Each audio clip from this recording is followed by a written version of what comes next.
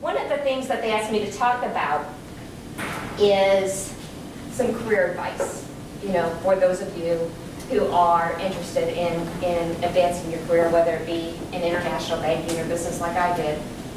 But one of the examples that I often tell young students, I do a lot of interviewing of candidates who are, HR, I don't know how you guys get a job these days. HR like ruffles through them and you have to have like a 3.8 or something freak, then you bring the perfect students in. And I'm like, oh my gosh, I could never get a job today. It's amazing. But anyway, so I do a lot of the second interviews. And one day, they brought a gentleman in from Notre Dame.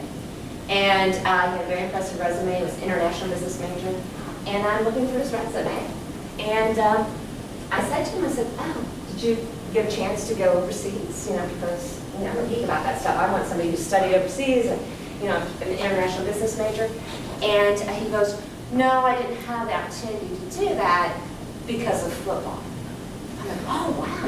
I can't wait to go home and tell my husband that I interviewed somebody who played football for Notre Dame. He goes, oh, no, I didn't play. I'm just a really big fan. I'm like, rip up that resume and throw it away. But, and I understand you have a football team here too, but anyway, the point being, you can be a really big fan, but take the overseas experience. I mean, it will get you the job. In fact, that guy, if he would have, had, there's internships all over the world. I'm sure he could have done something, but he probably would have had the job, but I was not impressed, needless to say. The other piece of advice I would have is if you really want a career in business and want to move up the ranks, language is a very, very strong point, but double major. Double major. If you want to be a translator, interpreter, maybe you don't need to double major that, but if you want to be in business, I get a lot of resumes from recent college graduates who are like, oh, I studied Mandarin all 4 years. I'm like, well, that's great, but I can hire somebody in China, to go with me and not have to pay you $60,000 a year. So have something that goes with it. If you really want a job in an institution, get the major in business or economics or something, computers, and do that as well. If you really want to impress people in the business world who are hiring, language is great, but a skill set to go with it is very important, I think. So that would be my career advice. And then June had asked me also to mention some of the things that maybe I don't like about the Japanese culture. I love the Japanese food, I love the Japanese people, but I gotta admit, there have been times where I'm like, really, I studied Japanese, should I have done that? I'm female. And especially back in the 80s, it was kind of unusual to have a woman knocking on your door and calling in Japan. And it was also very unusual to have my title as a woman. So I recall one time, I had my business cards translated because I had a little bit of background. So I had my business card, and on one side was English, on the other side was Japanese, and translated was my title. So I went to go show my business card to the gentleman, and he looks at it and he looks very confused. And he flips over the card, reads the title, flips it again, and he looks at me with a very confused look and says, does your father own the bank?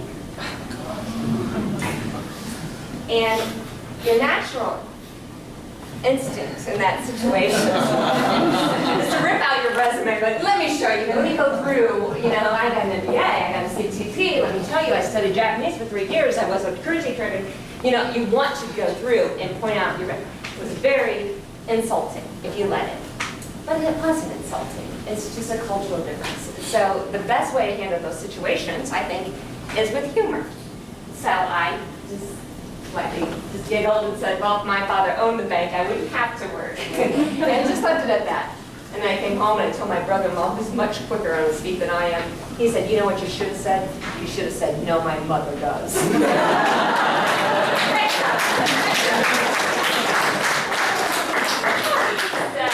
but it has been interesting I've been going to Japan now at least once a year for 25 years. And it has been interesting to see the evolution and how things are coming together. So now I see women in meetings much more frequently than I did even 10 years ago. So I would not discourage any of you ladies from studying Japanese, and I think in a lot of ways it made me stand out being a female, not only in Japan but also in the U.S. and being a member. So with that, that's my life story, and I know we're going to open it up to questions, and so thank you for your attention. And shameless plug. One of the boards that I do serve on in Cincinnati is the Japan America Society board, and we are looking for an executive director. So if any of you have ties or somebody in Cincinnati or would like to be Cincinnati, would love to talk to you or get some resumes or get your referrals, because we are looking to replace our executive directors. So you do see, two job opportunities that we're looking for with people with interest in Japanese. So if you're anything like I was back in 1983, if you want a job, this isn't a bad way to go. So thank you for your attention.